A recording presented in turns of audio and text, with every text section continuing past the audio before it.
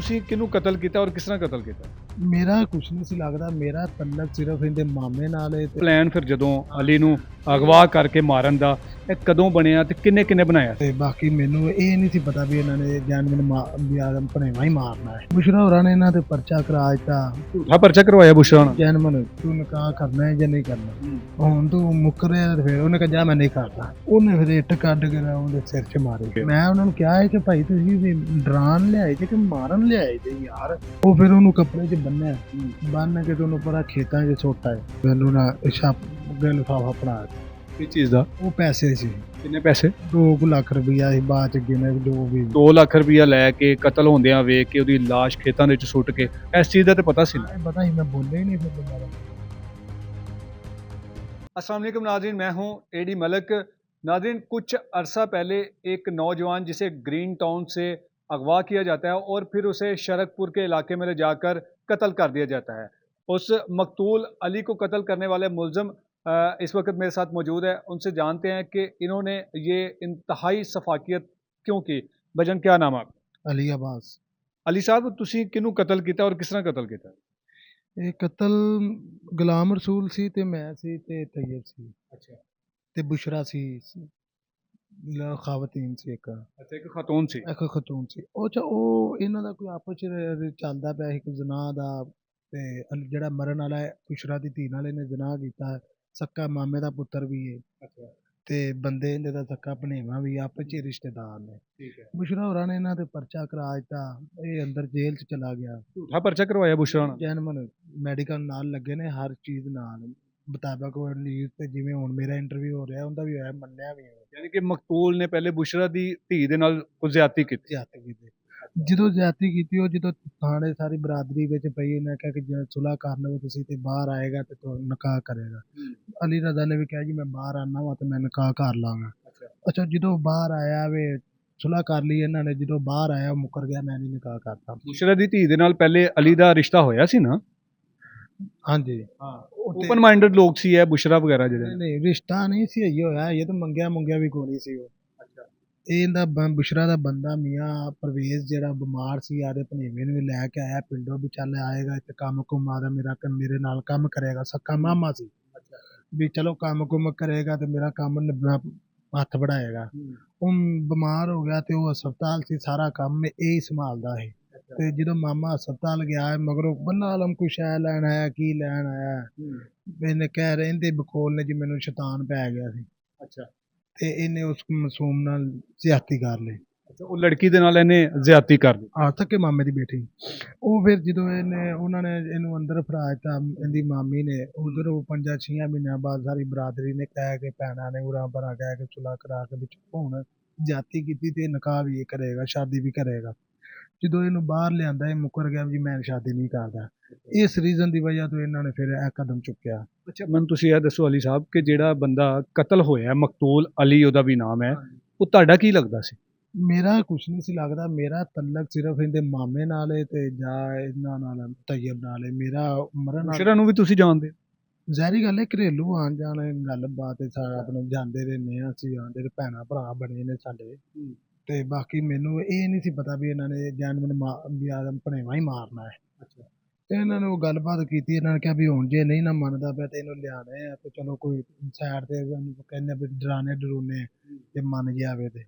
ਅੱਛਾ, ਇਹ ਪਲਾਨ ਫਿਰ ਜਦੋਂ ਅਲੀ ਨੂੰ ਅਗਵਾ ਕਰਕੇ ਮਾਰਨ ਦਾ ਇਹ ਕਦੋਂ ਬਣਿਆ ਤੇ ਕਿੰਨੇ ਕਿੰਨੇ ਬਣਾਇਆ ਸੀ? ਅੱਛਾ, ਸਰਈਆ ਸੀ ਵਿੱਚ, ਬੁਸ਼ਰਾ ਸੀ, ਮੈਂ ਸਾਂ ਤੇ ਤੈयब ਸੀ, ਗੁਲਾਮ ਰਸੂਲ ਸੀ, ਗੁਲਾਮਾ ਸੀ। ਉਹਨੇ ਕਿਹਾ ਯਾਰ ਜੀ, ਮੈਂ ਕਿਹਾ ਯਾਰ ਉਹਨੂੰ ਬੁਲਾ ਲਓ। ਇਹਨਾਂ ਨੇ ਕਿਹਾ ਵੀ ਅਸੀਂ ਉਹਨੂੰ ਬੁਲਾਉਂਦੇ ਹਾਂ। ਮੈਂ ਤੁਸੀਂ ਬੁਲਾ ਲਓ ਤੇ ਉਹ ਇੱਥੇ ਮੰਨ ਗਿਆ ਤੇ ਮੰਨ ਜਾਏਗਾ। ਡਰਾਓ ਡਰੋ ਤੇ ਮੰਨ ਜਾਏਗਾ ਉਹਨੇ, ਭਣੇਵਾ ਤੁਹਾਡਾ ਰਿਸ਼ਤੇਦਾਰੀ ਦਾ ਮਸਲਾ ਹੈ। ਇਹਨਾਂ ਕਿਹਾ ਠੀਕ ਹੈ। ਉਹ ਇਹਨਾਂ ਨੇ ਜਦੋਂ ਸਰਈਆ ਨੇ ਉਹਨੂੰ ਬੁਲਾਇਆ, ਬੋਤਲ ਸ਼ੋਤਲ ਪਿਆਉਂਦੇ ਰਿਹਾ, ਪਾਰਕ 'ਚ ਬੈਠੇ, ਬੋਤਲ ਸ਼ੋਤਲ ਇਹਨਾਂ ਨੇ ਪਿਆਈ। ਉਹ ਗੁਲਾਮ ਰਸੂਲ ਤੇ ਮੈਂ ਉੱਤੇ ਚਲੇ ਗਏ, ਸਾਰੇ ਹੈਗੇ ਪਾਰਕ 'ਚ ਹੀ ਸਨ। ਉਹਨੇ ਕਿਹਾ ਵੀ ਹਾਂ ਵੀ ਘਰ ਬਹਿ ਕੇ ਗੱਲ ਕਰਾਂਗੇ। ਉਹ ਘਰ ਤੇ ਬੈਠੇ ਵੀ ਸ਼ਰਕਪੁਰ ਨੂੰ ਲੈ ਗਏ, ਸ਼ੇਖੂਪੁਰੇ ਦੇ ਇਲਾਕੇ। ਤੁਸੀਂ ਵੀ ਨਾਲ ਸੀ? ਮੈਂ ਨਾਲ ਦਾ। ਮੈਂ ਤੇ ਕਿਹਾ ਨਾ ਵੀ ਡਰ ਮਨਾਣਾ ਇਹਨੇ ਨਾ ਵੀ ਥੋੜਾ ਇਹਨੇ ਸਾਰੇ ਰਸਤੇ ਦੇ ਵਿੱਚ ਕੋਈ ਗੱਲਬਾਤ ਨਹੀਂ ਹੋਈ? ਗੱਲਬਾਤ ਉਹਨਾਂ ਦੀ ਹੁੰਦੀ ਰਹੀ, ਆਪਣਾ ਜ਼ਮੀਨ ਆਪਣਾ ਉਹ ਪਲਾਟ ਦੇ ਕਾਗਜ਼ ਦੀ, ਤੇ ਤੂੰ ਮੇਰੀ ਧੀ ਨਾਲ ਕਿਉਂ ਨਹੀਂ ਨਿਕਾਹ ਕਰਦਾ? ਤੇ ਉਹਨੇ ਕਿਹਾ ਵੀ ਮੈਂ ਨਹੀਂ ਕਰਨਾ। ਉਹ ਇੱਥੇ ਜਦੋਂ ਗਏ ਉੱਥੇ ਜਿੱਥੇ ਕਤਲ ਹੋਇਆ ਉੱਥੇ ਗਏ ਤੇ ਉੱਥੇ ਉਹ ਥੋੜਾ ਜਿਹਾ ਡਾਵਾਡੋਲ ਹੋ ਰਿਹਾ ਸੀ। ਉਹਨੇ ਕਿਹਾ ਵੀ ਤੂੰ ਕਰਨਾ ਹੈ ਜਾਂ ਨਹੀਂ ਕਰਨਾ, ਉਹਨੇ ਕਿਹਾ ਮੈਂ ਨਹੀਂ ਕਰਨਾ। ਫਿਰ ਉਹ 10 ਮਿੰਟ ਬਾਅਦ ਉਹ ਮੰਨ ਗਿਆ। ਮੈਂ ਕਿਹਾ ਹੁਣ ਮੰਨ ਗਿਆ ਜੀ। ਜਦੋਂ ਉਹਨੂੰ ਝੱਟ ਬਾਇਆ ਉਹਨੇ ਮੰਨ ਲਿਆ ਕਿ ਮੈਂ ਹੁਣ ਨਿਕਾਹ ਕਰ ਲਵਾਂ। ਉਹਨੇ ਕਿਹਾ ਮੈਂ ਕਰਨਾ। ਉਹਨੇ ਕਿਹਾ ਤੂੰ ਘਰ ਜਾ ਕੇ ਫਿਰ ਮੁੱਕਰ ਜਾਣਾ। ਬੁਸ਼ਰਾ ਨੇ ਕਿਹਾ ਉਹ ਇੱਥੇ ਮੈਂ ਤੇ ਪੁੱਛਦਾ ਇੰਜ ਕਿ ਥੋੜਾ ਦੂਰ ਖਲੋਤੇ ਸਾਂ, ਉਹ ਮਾਮਾ ਭਣੇਵਾਂ ਦੇ ਨਾਲ ਤਈਅਬ ਖਲੋਤੇ। ਉਹਨੇ ਕਿਹਾ ਵੀ ਹਾਂ ਵੀ ਤੂੰ ਨਿਕਾਹ ਕਰਨਾ ਹੈ ਜਾਂ ਨਹੀਂ ਕਰਨਾ, ਹੁਣ ਤੂੰ ਮੁੱਕਰਿਆ। ਫਿਰ ਉਹਨੇ ਕਿਹਾ ਜਾ ਮੈਂ ਨਹੀਂ ਕਰਦਾ। ਉਹਨੇ ਫਿਰ ਇੱਟ ਕੱਢ ਕੇ ਨਾ ਉਹਦੇ ਸਿਰ 'ਚ ਮਾਰੀ। ਇੱਟ ਕਿਹਨੇ ਮਾਰੀ? ਉਹਦੇ ਮਾਮੇ ਨੇ। ਮਾਮੇ ਦਾ ਕੀ ਨਾਮ ਹੈ? ਗੁਲਾਮ ਰਸੂਲ। ਉਹਨੇ ਇੱਟ ਮਾਰੀ, ਉਹ ਥੱਲੇ ਡਿੱਗ ਪਿਆ। ਤਾਲੂ 'ਚ ਮਾਰੀ ਨੇ, ਉਹ ਥੱਲੇ ਡਿੱਗ ਪਿਆ। ਉੱਤੋਂ ਨੇ 4-5 ਹੋਰ ਇੱਟਾਂ ਮਾਰ ਦਿੱਤੀਆਂ।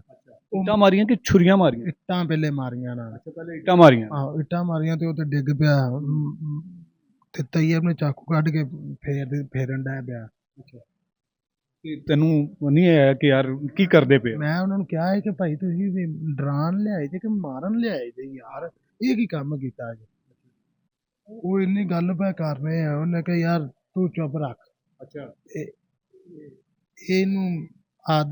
ਇਹਨੂੰ ਕਿ ਪਰਮਨ ਜੋ ਵੀ ਕਿਹਾ ਵੀ ਇਹਨੇ ਕਿਉਂ ਜਾਤੀ ਕੀਤੀ, ਇੰਜ ਤੇ ਫਿਰ ਇੰਜ ਹੀ ਸੀ।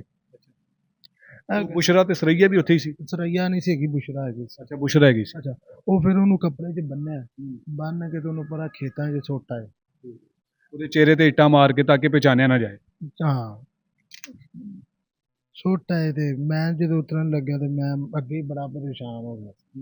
ਇਹਨਾਂ ਕਿਹਾ ਯਾਰ ਮੇਰਾ ਹੱਥ ਇਹਨੇ ਅੱਗੇ ਕੀਤਾ ਤੇ ਮੈਨੂੰ ਨਾ ਅੱਗੇ ਲਿਫਾਫਾ ਫੜਾ। ਕਿਸ ਚੀਜ਼ ਦਾ? ਉਹ ਪੈਸੇ ਸੀ। ਕਿੰਨੇ ਪੈਸੇ? 2 ਲੱਖ ਰੁਪਈਆ ਸੀ। ਬਾਅਦ 'ਚ ਗਿਣੇ ਜੋ ਵੀ। ਉਹਨੇ ਕਿਹਾ ਤੂੰ ਰੱਖ ਲੈ ਤੇ ਜਾ ਤਾਂ ਜਰਾ ਪਰੇਸ਼ਾਨ ਨਾ ਹੋਏ, ਇਹ ਸਾਡਾ ਆਪਸ ਦਾ ਮਸਲਾ ਅਸੀਂ ਕਰ ਲਾਂਗੇ। ਇਹ ਕੌਣ ਕਹਿੰਦਾ ਸੀ? ਇਹ ਉਹਦਾ ਮਾਮਾ ਕਹਿੰਦਾ ਸੀ। ਜਿਹੜਾ ਤੁਹਾਡਾ ਦੋਸਤ ਸੀ? ਹਾਂ। ਮੈਂ ਕਿਹਾ ਯਾਰ ਮੇਰੀ ਸੁੱਧ ਬੁੱਧੀ ਨਹੀਂ ਸੀ ਮੈਨੂੰ, ਮੈਂ ਅੱਗੇ ਪਰ ਮੈਂ ਯਾਰ ਕੀ ਕੀਤਾ ਇਹਨਾਂ ਨੇ ਡਰਾਉਣ ਦਾ, ਵੀ ਇਹਨਾਂ ਨੇ ਮਾਰ ਹੀ ਦਿੱਤਾ ਉਹਨੂੰ। ਉਹ ਮੈਂ ਫਿਰ ਘਰ ਹੀ ਰਿਹਾ। ਮੈਂ ਫਿਰ ਨਾ ਕਿਸੇ ਨਾਲ ਗੱਲ ਕਰਦਾ। ਤੁਹਾਨੂੰ ਮੁਤਲਕਾ ਪੁਲਿਸ ਨੇ ਵੀ ਗ੍ਰਿਫਤਾਰ ਕੀਤਾ ਸੀ? ਨਹੀਂ, ਤੁਹਾਨੂੰ ਮੁਤਲਕਾ ਪੁਲਿਸ ਨੇ ਗ੍ਰਿਫਤਾਰ ਨਹੀਂ ਕੀਤਾ? ਨਹੀਂ। ਅੱਛਾ ਤੇ ਫਿਰ ਕਿਸ ਤਰ੍ਹਾਂ ਤੁਹਾਡੇ ਤੱਕ ਪੁਲਿਸ ਪਹੁੰਚੀ, ਗ੍ਰਿਫਤਾਰ ਕਿਵੇਂ ਕੀਤਾ? ਨੰਬਰ ਤੇ ਮੈਨੂੰ ਵੀ ਪਤਾ ਸੀ ਵੀ ਇਹਨਾਂ ਨੇ ਕਤਲ ਕਰਨਾ। ਪਹਿਲੇ ਵੀ ਗੱਲਾਂ ਬਾਤਾਂ ਕਰਦੇ ਹੁੰਦੇ ਸਨ, ਗੋਦਾਮ ਤੇ ਬਹਿੰਦੇ ਹੁੰਦੇ ਸਨ, ਇੱਕ ਦੂਸਰੇ ਨਾਲ ਫੋਨ ਤੇ ਵੀ ਕਰ ਲਈਦਾ। ਲੇਕਿਨ ਉਹ 2 ਲੱਖ ਰੁਪਈਆ ਲੈ ਕੇ ਕਤਲ ਹੁੰਦਿਆਂ ਵੇਖ ਕੇ ਉਹਦੀ ਲਾਸ਼ ਖੇਤਾਂ ਦੇ ਵਿੱਚ ਸੁੱਟ ਕੇ, ਇਸ ਚੀਜ਼ ਦਾ ਤੇ ਪਤਾ ਸੀ ਨਾ? ਪਤਾ ਸੀ, ਮੈਂ ਬੋਲਿਆ ਹੀ ਨਹੀਂ ਫਿਰ ਦੁਬਾਰਾ। ਮੈਂ ਕਿਹਾ ਜਾਣਾ ਫਿਰ ਇਹਨਾਂ ਦਾ ਕੰਮ ਹੈ। 2 ਲੱਖ ਰੁਪਇਆ ਆ ਗਿਆ ਬਸ ਠੀਕ ਹੈ।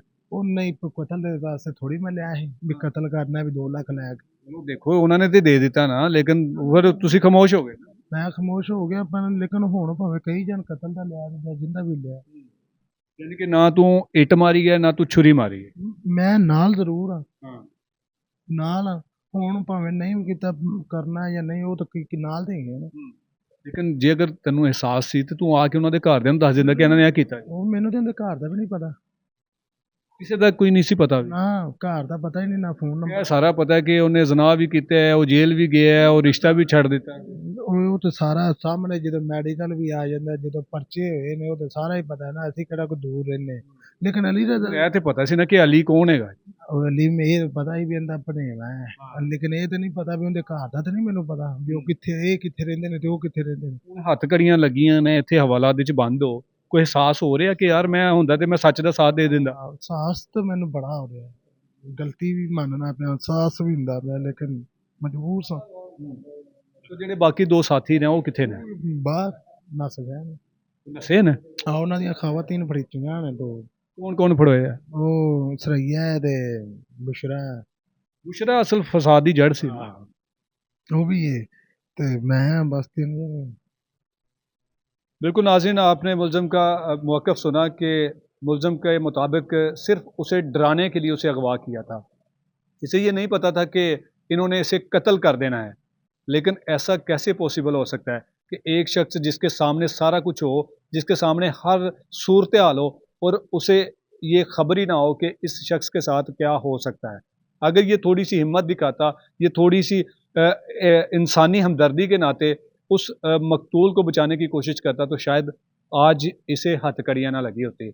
कातिल अभी भी जो है वो मफरूर हैं, लेकिन जल्द ही CIA पुलिस उन्हें भी गिरफ्तार करके इसी तरह हथकड़ियाँ लगाकर आपके सामने पेश करेगी। इसी के साथ इजाज़त चाहूँगा। अल्लाह ने के बाद।